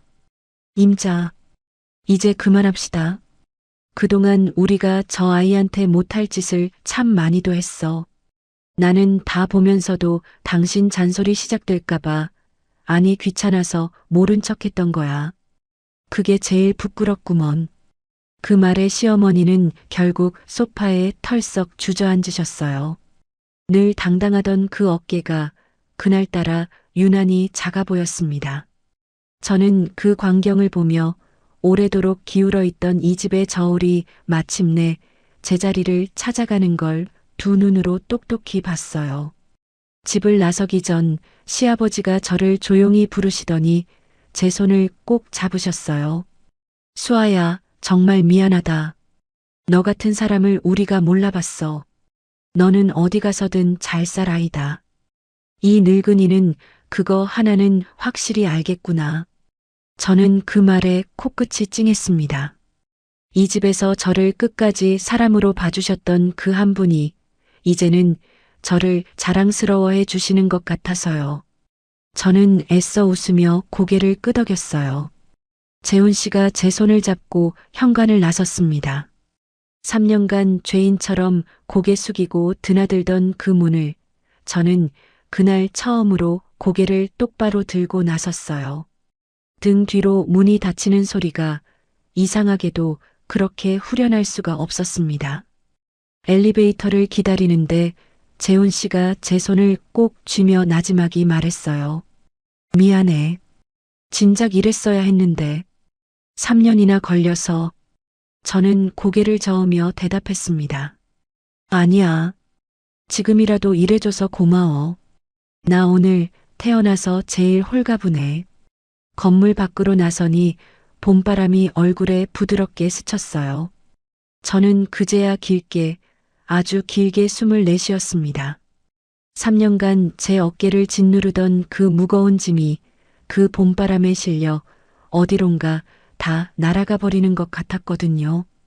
저는 그날 못 배웠다고 짓밟히던 큰 며느리가 아니라 제 이름 석자로 당당히 서는 한 사람으로 그 집을 걸어 나왔습니다. 3살 버른 80까지 간다는 말도 있지만 사람은 크게 한 번 되고 나면 또 달라지기도 하나 봐요. 그날 그 잔칫날 이후로 참 많은 것이 달라졌거든요. 저와 재훈 씨는 처음으로 온전히 우리 둘만의 시간을 되찾았습니다. 조그마한 우리만의 집을 얻었어요. 방 2칸짜리 작은 아파트, 넓지도 새 것도 아닌 그 집이 저는 세상에서 제일 아늑했어요. 시댁살이 할 때 긴장으로 철렁하던 심장이 이제는 하루 종일 편안했습니다. 아침에 눈을 뜨면 오늘은 또 무슨 일로 불려갈까 겁부터 나던 그 시절이 이제는 아득한 예질처럼 느껴졌어요. 주말이면 예전처럼 재훈 씨가 커피를 내리고 저는 그 옆에서 반죽을 치대며 빵을 구웠습니다. 각 구운 빵 냄새가 온 집안에 퍼지면 재훈 씨가 슬그머니 주방으로 들어와 이렇게 묻곤 했어요. 하나만 먼저 먹으면 안 돼? 안 돼. 식어야 더 맛있어. 치사하게 그러기야. 3년 전과 똑같은 그 실없는 대화가 이제는 세상에서 제일 소중하게 느껴졌습니다. 그 사소한 아침을 되찾으려고 제가 그 긴 세월을 견뎌온 거였구나 싶어서 반죽을 치대다 말고 괜히 코끝이 찡해질 때도 있었어요. 동서 소식은 한참 뒤에야 건너들었어요. 가짜 학벌 이야기가 친정과 성진신의 지인들 사이에 다 퍼지면서 얼굴을 들고 다니기 어려워졌다고 하더라고요. 다닌다던 그 큰 회사도 사실은 다닌 적이 없었다는 게 드러나면서 그동안 자기를 대단한 사람으로 알던 이들이 하나둘 등을 돌렸다고 합니다. 배운 걸 그렇게 자랑하던 사람이 정작 그 배움이 전부 가짜였다는 게 밝혀지니 결국 자업자득이었어요. 성진 씨와도 크게 다툰 끝에 따로 지낸다는 소식이 들려왔습니다. 형인 재훈 씨한테 늘 큰 소리치며 얹혀 지내던 사람이 이제는 그 어디에도 기댈 곳이 없어졌다고 하더라고요. 저는 그 소식을 들으며 딱히 고소하지도 안쓰럽지도 않았어요. 그저 사람이 뿌린 대로 거두는구나 싶었을 뿐입니다. 시어머니는 혼자 남은 그 넓은 집에서 예전만큼 큰 소리를 치지 못하신다고 들었어요. 그렇게 떠받들던 작은 며느리한테 제일 먼저 버림받고 나서야 3년간 당신이 못 배웠다고 무시하던 큰 며느리가 어떤 사람이었는지 뒤늦게 깨달으신 것 같았습니다. 가끔 재훈 씨한테 전화를 걸어오시는데 예전처럼 명령하는 말투가 아니라 조심스레 안부부터 물으신다고 해요. 며칠 전에는 저한테 직접 전화를 하셔서 떨리는 목소리로 이렇게 말씀하셨어요. 수아야, 그때 애미가 참 모질었다. 미안하구나. 내가 그렇게 야무진 아이인 줄도 모르고 애미가 눈이 어두웠어. 저는 그 말에 잠깐 말을 멈췄습니다. 3년간 저를 짓밟던 그 입에서 미안하다는 말이 나올 줄은 몰랐거든요. 저는 담담하게 대답했어요. 어머님, 지난 일은 지난 일이에요. 앞으로는 서로 마음 다치는 일 없이 지내요. 완전히 예전 사이로 돌아갈 수는 없겠지요. 하지만 저는 굳이 미움을 품고 살고 싶지는 않았어요. 그 미움을 안고 사는 건 결국 제 마음만 무거워지는 일이니까요. 시어머니가 달라지려 애쓰시는 그 마음만은 저도 조금은 받아들이기로 했습니다. 얼마 전에는 시아버지가 제 가게에 조용히 들르셨어요. 빵을 한 알음 사가시면서 제 손을 꼭 잡고 이렇게 말씀하셨습니다. 수아야, 그동안 정말 미안했다. 내가 이렇게 내 힘으로 잘 사는 걸 보니 이 늙은이가 다 마음이 놓인다. 이 빵, 우리 동네 사람들한테 다 자랑하고 다닐 거야. 저는 그 말에 눈시울이 붉어졌어요. 이 집에서 저를 끝까지 사람으로 봐주셨던 그 한 분이 이제는 저를 진심으로 자랑스러워해 주시니까요. 제 가게는 요즘 손님이 부쩍 늘어서 직원도 한 명 더 뽑았어요. 고졸이라 주방대기밖에 못한다고 손가락질 받던 이 손으로 이제 저는 매일 아침 갓 구운 빵을 굽고 그 빵을 좋아해 주는 손님들을 만납니다. 제 이름 석자가 박힌 간판을 볼 때마다 저는 그 서러웠던 3년이 헛되지 않았다는 걸 느껴요. 여러분, 저는 3년 동안 참는 게 미덕인 줄만 알았어요. 큰 며느리니까 못 배웠으니까 그저 고개 숙이고 견디면 언젠가는 인정받을 줄 알았거든요. 그런데 아니더라고요. 부당한 걸 부당하다고 말하지 못하면 사람은 끝없이 짓밟히기만 합니다. 저를 지켜준 건 결국 남편의 그 한마디였지만 그 한마디가 나오게 만든 건 밤마다 조용히 저 자신을 준비하고 지켜온 저였어요. 그러니 여러분도 저처럼 억울한 일 당하고만 계시지 마시고 꼭 스스로를 챙기시길 바랍니다.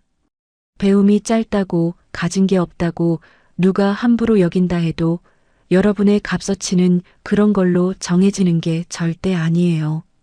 진짜와 가짜는 언젠가 반드시 제자리를 찾게 되어 있고 묵묵히 자기 자리를 지킨 사람은 끝내 빛을 보게 되어 있으니까요. 부디 여러분 가정에는 이런 서러운 일 없이 서로 아끼고 존중하는 평화만 깃들기를 진심으로 바랍니다. 지금까지 사연 만남이었습니다. 끝까지 함께 해주셔서 감사하고요. 다음 영상으로 또 찾아뵙겠습니다.